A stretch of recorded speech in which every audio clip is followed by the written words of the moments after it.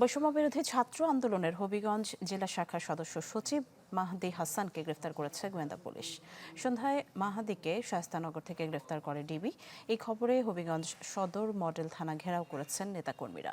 আরও জানাতে আমাদের সাথে সরাসরি যুক্ত হচ্ছেন রাসেল চৌধুরী। রাসেল, এই গ্রেফতারের ঘটনার সবশেষ আর কি তথ্য আছে আপনার কাছে জানতে চাই। হ্যাঁ নিশি, আমি আছি এখন হবিগঞ্জ সদর থানার সামনে।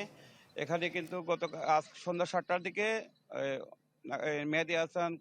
মাহাদি হাসানকে গ্রেপ্তার করেছে ডিবি পুলিশ এবং এর প্রেক্ষিতে কিন্তু বৈষম্য বিরোধী ছাত্র আন্দোলনের যে নেতাকর্মীরা রয়েছে তারা কিন্তু হবিগঞ্জ সদর থানার সামনে এসে জড়ো হয়ে বিক্ষোভ করছেন এবং তাদের নেতার মুক্তি দাবি করছেন। এছাড়া কিন্তু এই এই কিছুক্ষণ আগে হবিগঞ্জের সেনাবাহিনী একটি দল এখানে এসেছেন এবং অবস্থান করছেন এবং রাস্তা পরিষ্কার করে দিয়েছেন এবং এখানে ছাত্র যারা আছেন তারা অবস্থান করছেন এবং সেনাবাহিনী রয়েছেন।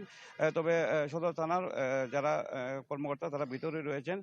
তবে যে বিষয়টি লক্ষণীয় যে বৈষম্য ছাত্র নেতৃবৃন্দ যারা বলছেন যে তারা তাদের নেতা মাহদি হাসানকে নিঃশর্ত মুক্তির তারা দাবি করছেন এবং তারা বিক্ষোভ করছেন।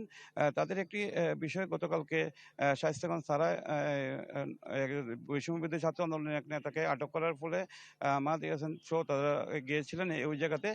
তারপরে এখানে ছাড়ানোর জন্য এবং মাহদি হাসানের সাথে পুলিশের ওসির বাকবিতণ্ডা হয় এবং কথা কাটাকাটি হয়। এটি আসলে ভাইরাল হওয়ার পরিপ্রেক্ষিতে কিন্তু আজ তাকে আটক করা হয়েছে এবং বর্তমানে পরিস্থিতি মোটামুটি শান্ত রয়েছে। বিশেষ করে সদর থানায় সেনাবাহিনী মোতায়েন করার ফলে কিন্তু পরিস্থিতিটা এখন শান্ত রয়েছে এবং পুলিশ সুপার যেটি জানিয়েছেন যে মাহদি হাসানকে আটক করা হয়েছে এবং তারা এই বিষয়ে ব্রিফ করবেন বলে তারা আমাদেরকে জানিয়েছেন এবং তার সর্বশেষে এখন পর্যন্ত সদর থানার সামনে সেনাবাহিনী মোতায়েন থাকার ফলে পরিস্থিতি শান্ত রয়েছে।